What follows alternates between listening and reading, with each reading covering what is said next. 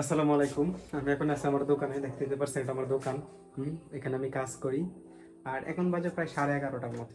আপনাদেরকে আমি একটা জিনিস দেখাইতেছি, সেটা হচ্ছে এই দেখেন এইখানে। হ্যাঁ, এটা হচ্ছে যে আম্মা সকালে খাবার দিয়ে দিয়েছিল, এটা খাবার এখানে সকালে খাবার দিয়ে দিয়েছিল দুপুরে খাওয়ার জন্য। সেই খাবার এখনো রয়েছে, এখন বাজে রাত 11:30। আমি খাইনি, অল্প কটা ভাত খাইছি, পুরো ভাত হয়ে গেছে। আর সারাদিন ইনকামও মোটামুটি আলহামদুলিল্লাহ 1,000 টাকার মতো আজকে ইনকাম হয়েছে। হয়তো আগামীকালকে নাও হইতে পারে, এটা সমস্যা নাই। এর চাইতে বড় সমস্যাটা, যেটা কষ্টটা, সেটা হচ্ছে এতদিন যাবৎ হয়তো আমাকে আমার আত্মীয় স্বজন বা অন্যরা আমাকে নিয়ে হতাশা বোধ করতো, আমার অনেক কথা বলতো, অনেক ব্যর্থতার গল্প শোনাইতো, আমার নিয়ে অনেক হতাশাগ্রস্ত শিকার হইতো। বাট ইদানিং একটা কারণে, একটা ধাক্কার কারণে, একটা ভুলের কারণে আমার পরিবার, আমার আব্বা আম্মা পর্যন্ত এখন আমার প্রতি তারা হতাশাগ্রস্ত হয়ে গেছে। গতকালকে রাত্রে এমন একটা পরিস্থিতির শিকার হয়েছে যেখানে আমার আব্বা বলতেছে তোর পড়াশোনা করানোই ভুল হয়েছে। আম্মা তো অন কাইন্ড অফ কান্নাকাটি করতেছে। মানে আমি এতটা বাজে কাজ করছি, এত বাজেভাবে ব্যর্থ হয়েছি এবং পরিবারটারে এতটা ক্ষতি করছি যে হিসাবে বাইরে। আমি জানি না, আমি কোনোদিন আমার পরিবার তো দূরের কথা, অন্য কারো কখনোই কোনো ক্ষতি করার চেষ্টা করি নাই, মনের মধ্যে কোনোদিনই করি না যে আমি ক্ষতি করবো কারো। কিন্তু কেমন জানি দিন শেষে আমি এরকম মানে একজন একজন খারাপ মানুষ, একজন প্রতারক, একজন ব্যর্থ, একজন ফেইলিয়ার মানুষ হিসেবে কেমন জানি মানুষের সামনে উপস্থাপিত হয়ে যায়, যদি আমি এটা কখনো চাই না। ইদানিং যে ঘটনাটা হইছে, যেই কারণে আমার আব্বা-আম্মা আমার প্রতি অসন্তুষ্ট হয়ে গেছে, ঠিক আছে?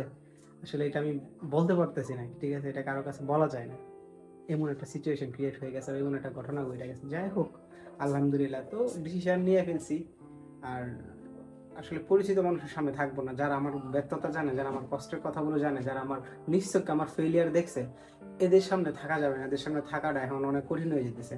আব্বা-আম্মার সামনে দাঁড়াইতে আমার লজ্জা লাগতেছে। ঠিক আছে? 11:30 বাজে, দুপুরের খানাটাও খাই নাই ঠিক মতনে। কি বলবো, মানসিক যন্ত্রণা, অনেক যন্ত্রণা। পেটের ক্ষুধার যন্ত্রণা থেকে মানসিক যন্ত্রণা অনেক বেশি। ঠিক আছে? অনেক বেশি কষ্টদায়ক। তো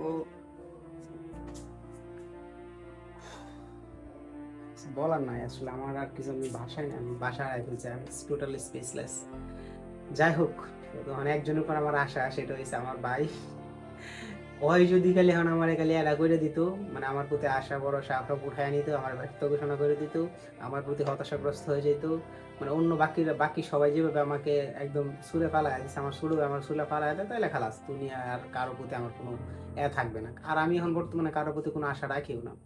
দুনিয়া সত্যি কথা বলতে একমাত্র আল্লাহ তাআলা ছাড়া আর কারো কাছে আমি কোনো আশা রাখি না যে কারো দ্বারা আমার উপকৃত হব বা কারো দ্বারা আমার ভালো হবে। হবে না, কেউ পাশে থাকে না, খারাপ সময় কেউ থাকে না, মানুষ আরো ক্ষতি করে, মানুষ আরো নিজের না পারাটা, নিজের ব্যর্থতা নিয়ে মানুষ আরো উপহাস করে, মজা করে। আমি বলি না, অনেক অনেক কিছু আমি বলি না, মানুষ আমার নিয়ে অনেক কথা বলে, অনেক, যদি আমি তাদেরটা খাই না, তাদেরটা করি না, তাদের কাছে 5টা টাকাও চাই না, বাট তারা আমার নিয়ে অনেক কথা বলে, অনেক অনেক কিছু বলে। এগুলো শুই না, না শোনার মতো এক করি। ঠিক আছে? So, আসলে আর কিছু করার নাই। জাস্ট পরিবারটাকে ঋণমুক্ত করতে চাই, এতটুকু। কিচ্ছু না, কিচ্ছু না, আর খালাস।